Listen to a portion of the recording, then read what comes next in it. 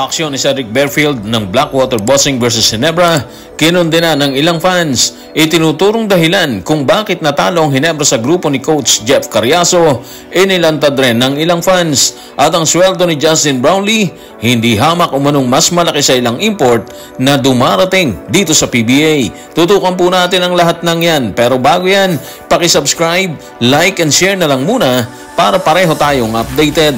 Lubhang nasaktan ang fans ng Ginebra San Miguel sa pagkatalong nalasap mula sa mga kamay ng Blackwater Bossing ni Coach Jeffrey Cariaso.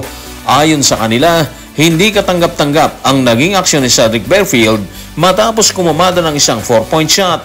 Narito ang kanilang pahayag. Tutukan natin ang sinabi ni Anonymous sa kanyang official Twitter or X account. Una, Ginebra basketball team ka, hindi ka isang science project. Magkaroon naman kayo ng pride sa inyong laro. Nitong huli parang anino na lang kayo ng dating champion team. Walang excuse doon sa mga bagong player. Dahil yung mga nangungunang team sa taas, may mga bago din sila dyan.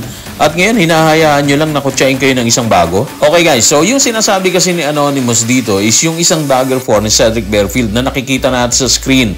Hindi naman actually yung tira or birada niya sa 4, hindi yon. Ang tila kinainis ng fans dito is yung night-night ni Barefield matapos yung kanyang birada sa 4, di ba?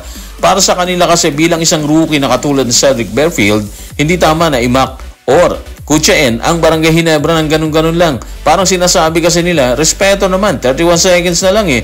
Alam nang mananalo sila so dapat hindi ganun ang atake ng Blackwater o ni Barefield. Yan yung argumento siguro nila, di ba? Pero ang problema kasi dito is yung excitement ng Blackwater.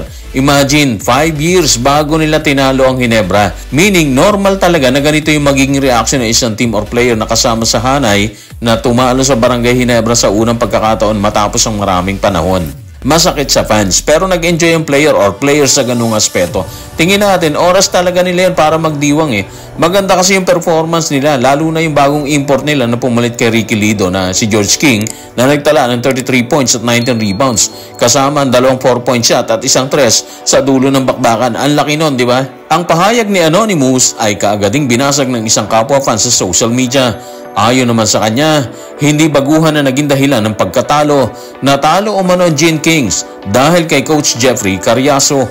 Narito ang kanyang pahayag. Tutukan natin si Anonymous number 2 sa kanyang official Twitter or X account. Maaaring hindi yung baguhan. Si Coach Jeff Cariaso yan. Natutunan niya na yung triangle offense nung andun pa siya sa Alaska. Natutunan niya na yan mula kay Coach Tim Cone. Nabasag ni Coach Jeff si Coach Tim at ang kanyang sistema ngayong gabi. Hindi na kinaya ni Coach Tim. So para sa akin, parang totoo yung sinabi ni Anonymous number 2, di ba? Medyo sa tagal kasi ng pagsasama ni Coach Jeff at ni Coach Tim dito sa Alaska nung kanilang kapanahunan, malamang napag-aralan na niya talaga yung lahat. Pero ang tanong kasi dito is bakit ngayon lang nagawa ni Coach Jeff yun? Bakit ngayon lang niya nagawang talunin ng Barangay Ginebra? Bakit ang tagal? Well, para sa akin, isa lang ang sagot dyan. Posibleng ngayon lang nagkaroon ng tamang formula si Coach Jeff sa katauhan ng kanyang players ngayon. Especially si Barefield at si George King. Posibleng ganun talaga yung nangyari doon. And of course, hindi rin natin pwedeng alisin or hindi natin pwedeng isang tabi yung mga salitang bilog yung bola. Hindi garantiya kasi yung magaling ang isang team eh. Pagdating kasi ng panahon, may kuponan na natatalo sa kanila. Nagpa-practice din yung mga team na kalaban nila. So walang duda kahit gaano kagaling ang isang team, may tatalo at tatalo talaga sa kanila.